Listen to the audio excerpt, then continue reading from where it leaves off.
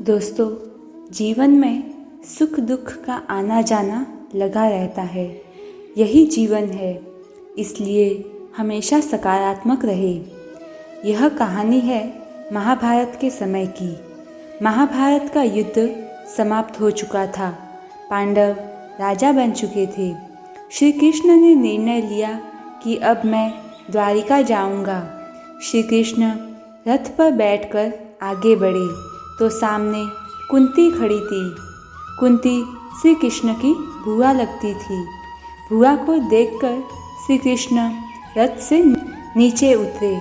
श्री कृष्ण उन्हें प्रणाम करते उससे पहले कुंती झुकी और श्री कृष्ण को प्रणाम करने लगी। श्री कृष्ण ने कहा, आप मेरी बुआ है। मैं आपका माता की तरह सम्मान करता हूँ। मेरा नियम भी है कि हर रोज़ मैं आपको प्रणाम करता हूँ। आज भी कर रहा था, लेकिन आपने ये क्या किया? आपने मुझे क्यों प्रणाम किया?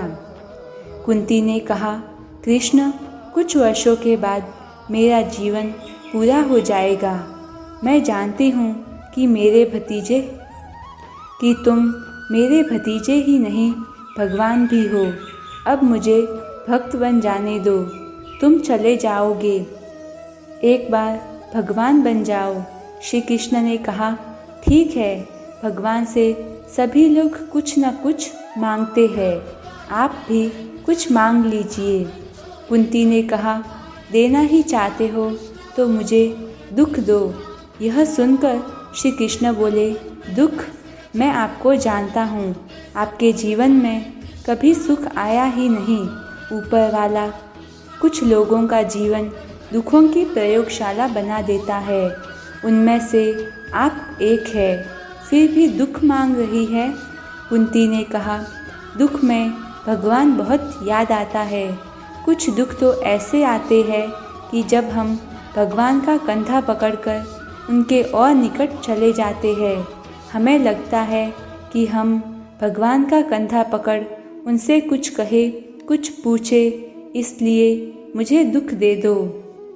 श्री कृष्ण बोले, ठीक है, जैसी आपकी इच्छा। दोस्तों, यहाँ भगवान से दुख मांगने का मतलब ये है कि जीवन में दुख तो आएंगे ही, आप मांगो या ना मांगो। कुछ लोगों के जीवन में तो रोज़ सुबह सुबह नए दुख आ जाते हैं।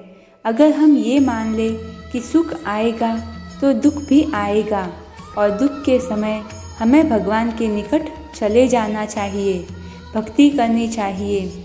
ऐसा करने से दुख को सहन करने की शक्ति बढ़ जाती है। यही बहुत बड़ा सहारा बन जाता है।